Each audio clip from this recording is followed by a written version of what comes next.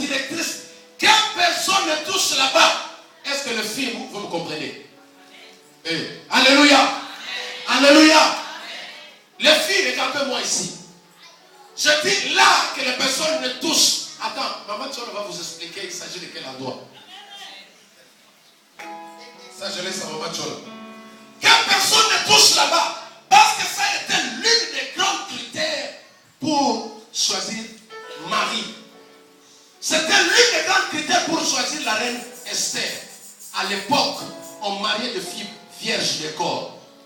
Vierges de corps. Alléluia. Que Dieu te bénisse parce que tu as compris. Je ne vais pas commenter beaucoup. Marie était vierge d'esprit. Son état d'esprit était toujours connecté à Dieu. C'était une femme qui, dans sa pensée, elle n'avait que le souci de Dieu. Dans ses pensées-là, elle ne voyait que Dieu. Toute sa vie était consacrée à Dieu. L'état d'âme, l'état d'esprit de Marie n'était que Dieu, Dieu, Dieu. C'était ça la sanctification ou la virginité de Marie. Marie était vierge de l'âme. L'âme, c'est la partie où résident tous les cinq sens. Les cinq sens qui nous poussent à prendre de l'alcool, à prendre de la bière, c'est là. Mais la Bible dit que Marie était vierge. Son âme était vierge. Il n'y avait pas une connaissance de l'alcool dans son âme. À chaque fois, elle avait, l'apôtre Paul dit ceci, ayez en vous le sentiment qui était en Christ. En elle, elle avait le sentiment de Dieu, le sentiment de la compassion, le sentiment d'aider les gens, le sentiment de soutenir aux lèvres, le sentiment d'apporter quelque chose à l'église. Quand elle voyait son église, quelque chose manquait, Marie était prête à aller faire ce travail-là. Voilà le sentiment qui animait l'âme de Marie. Elle n'avait pas le sentiment de colère, de haine, pas le sentiment de la jalousie, pas le sentiment de la division. Elle n'avait pas ça en elle, elle était vierge.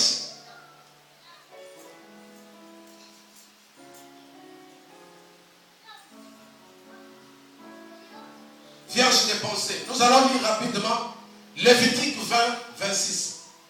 La Bible dit ceci. Vous serez saints pour moi car je suis saint. Moi l'Éternel, je vous ai séparés de peuple afin que vous soyez à moi. Alléluia. Vous serez saints, vous serez sanctifiés, vous serez vierges car vous m'appartenez. Dieu a besoin des fils, des filles qui sont saints, qui sont vierges. Des garçons chastes. Voilà. Des garçons qui ne brûlent pas des étapes pour aller vite. Les garçons qui respectent, qui craignent Dieu par la sanctification. Est-ce que quelqu'un me comprend? Acclamons le Seigneur rapidement. Si je dépasse le temps, c'est Yannick qui va payer. Alléluia. Ok. Deuxième point, sous-point, je parlais de la sanctification. Mets-moi ça sur le tableau. La foi à la parole de Dieu. Deuxième petit point, la foi à la parole de Dieu. Alléluia. La foi à la parole de Dieu. Qu'est-ce que dit la Bible? Rapidement. Romains 10, 17. Ainsi la foi vient de ce qu'on entend, et ce qu'on entend vient de la parole de Christ. Romains 10, 17. Écoutez, je disais l'autre fois que quand Dieu veut visiter une nation, il vient d'abord avec la parole. Quand Dieu veut bénir une personne, il apporte d'abord la parole. Toutes les bénédictions de Dieu sont d'abord parole. Tout est d'abord parole.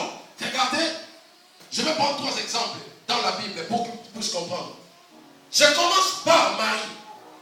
La Bible dit que ce jour-là, l'ange arrive. Quand il a croisé la Vierge Marie, Jésus était avec lui. Quand je méditais, le Saint-Esprit me dit ça. Jésus était là. Jésus était encore la parole sous la langue de l'ange. Est-ce que vous me comprenez? Il a dit, quand l'ange a parlé que tu deviendras enceinte. Naîtra de toi un fils qui s'appellera tel, tel, tel. Cette personne-là qu'on a appelée le Christ, quelque d'abord parole. Sur le champ là, on ne pouvait pas le voir avec les yeux physiques parce qu'il était d'abord parole. Jean 1, chapitre, verset 1er dit, au commencement était la parole. Et la parole était avec Dieu. Et la parole était Dieu.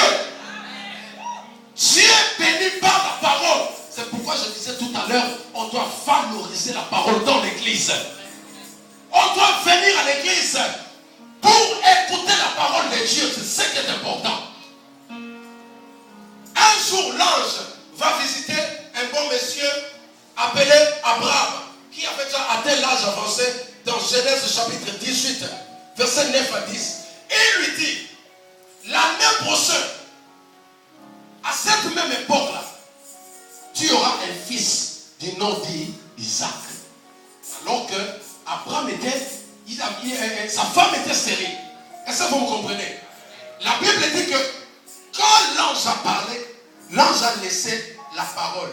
Mais cette parole-là s'appelait Isaac. Est-ce que quelqu'un me comprend? La parole qui est restée dans cette maison s'appelait Isaac. Troisième exemple. L'ange visite Élisabeth. Il visite Zacharie, le père de Jean-Baptiste. Dans Luc chapitre 1er, verset 8 à 13. Il lui dit, tu auras un fils du nom de Jean-Baptiste. L'ange a laissé quoi?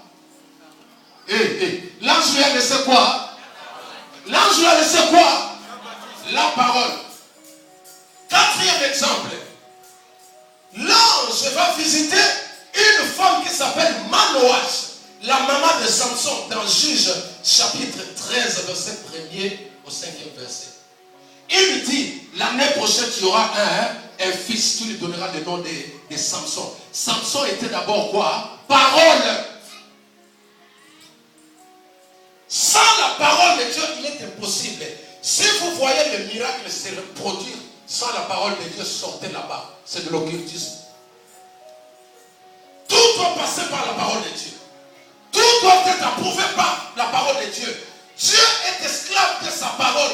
Dans Josué 1, verset 8, il dit que ce livre, que ce livre ne s'éloigne point de ta bouche, médite-le jour et nuit, afin que tu aies du succès, tu aies de la prospérité, afin que tu fasses des exploits.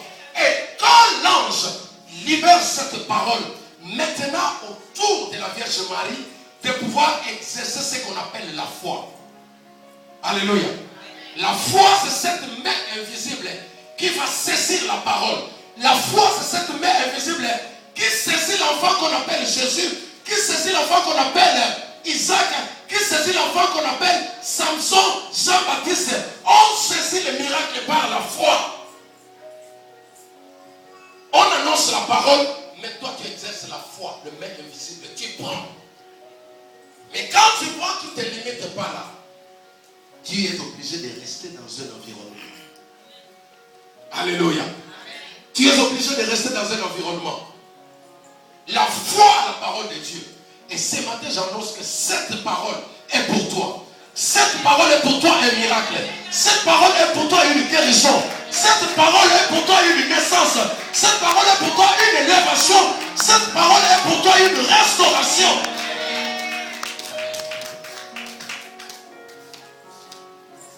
Dieu passe par la parole. Sans la parole, si tu vois un miracle, c'est un féticheur. Comme j'avais vu un autre pasteur divin. Il dit, vous voulez les miracles? Ça c'est avant la prédication. Vous voulez les miracles? Les gens disent, ouais, prophète. Vous voulez les miracles? Ouais, bon. Et on m'a dit qu'il y avait une femme qui était accidentée ici. Il y a l'une de ces mecs qui est devenue courte par rapport à l'autre. Où est-ce qu'elle est? On fait passer la femme devant. La femme vient, elle étend ses mains comme ça. Papa, il n'a pas ouvert la Bible, parce que rien, il n'a pas touché à la Bible. Même pas adoré Dieu. Il dit, mets tes mains comme ça. L'autre main était courte par rapport à l'autre. Il prend, il tape sur la main qui était courte. Il dit, rallonge-toi, rallonge-toi. Alléluia. Et soudain, la main commence à se rallonger comme ça, papa. Cette main qui était courte s'est rallongée jusqu'à dépasser l'autre main qui était normale. Alléluia. J'ai dit, Seigneur, tout ça c'est toi. Saint-Esprit, tout ça c'est toi. Sans parole. Écoutez, Dieu est esclave de sa parole. Même quand tu pries sans la parole de Dieu, ça ne sert à rien de pleurer les mamans. Alléluia. Moi, c'est toujours dire aux gens, ne pleure pas dans la prière. Prends la parole. Dieu est esclave de sa parole. Quand tu lui dis, Seigneur, tu as dit ça, tu as promis ça, Dieu descend et il agit. Si tu veux pleurer, pleure, tu vas passer ton temps. Mais si tu pries avec la parole, tu verras la puissance de Dieu. Est-ce que ça passe? Acclamons le Seigneur.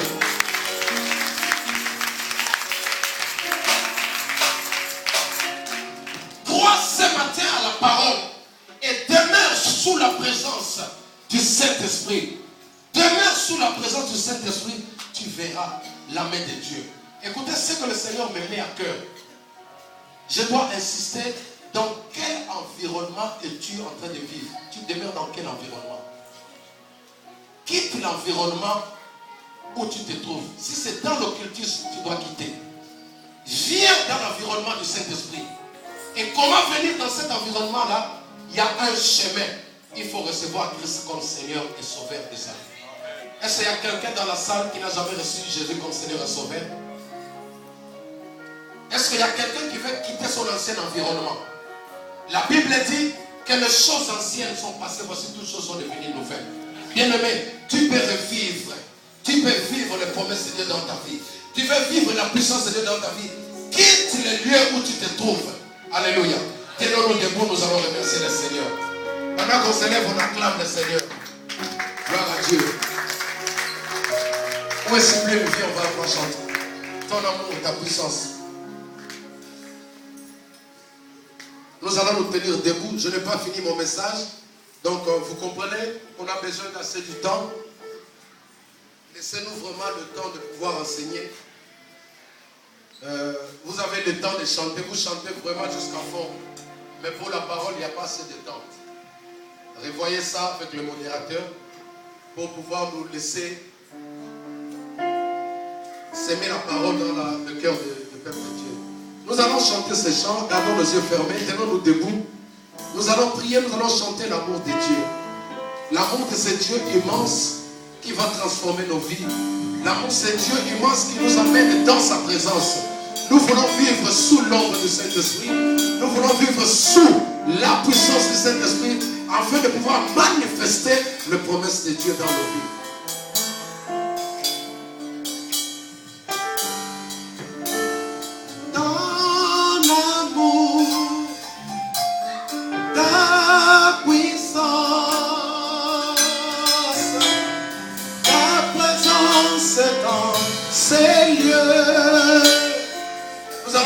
Dans ces lieux, ton amour, ta puissance, ta présence est dans ces lieux, ton amour, ta puissance,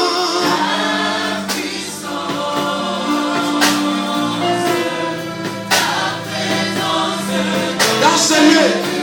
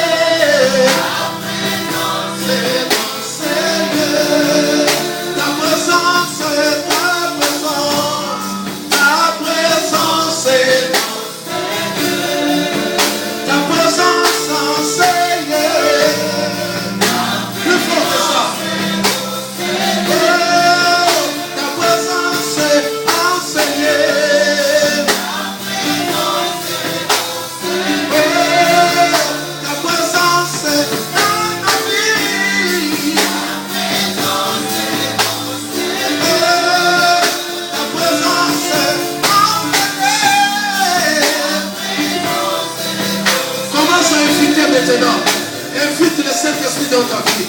Invite le Saint-Esprit dans ta vie. Invite le Saint-Esprit. Invite la présence de Dieu sur ta vie. Invite l'ombre de Dieu. Invite l'ombre du Saint-Esprit. Est-ce que l'Église peut prier? Est-ce qu'on peut prier? La présence du Saint-Esprit. Invite la présence du Saint-Esprit sur ta vie. La présence. Oh, la présence. La présence nous donne la guérison. La présence nous donne la restauration.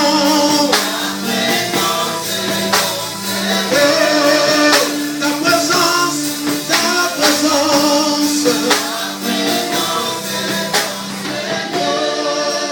Ta présence, oh Seigneur.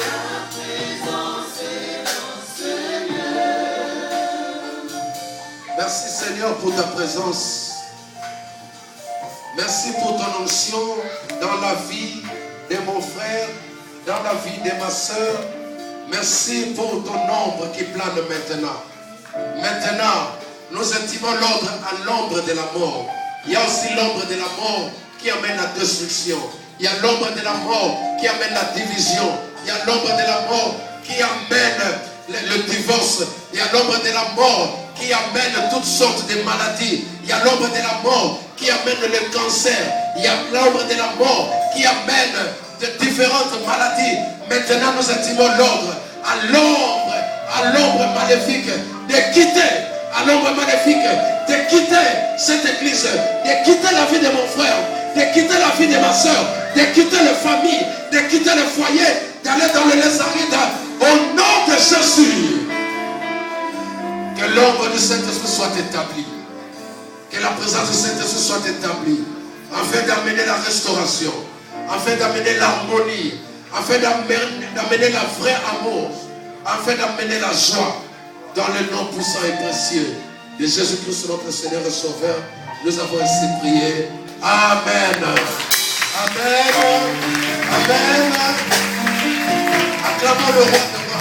Oh, ta présence enseignée.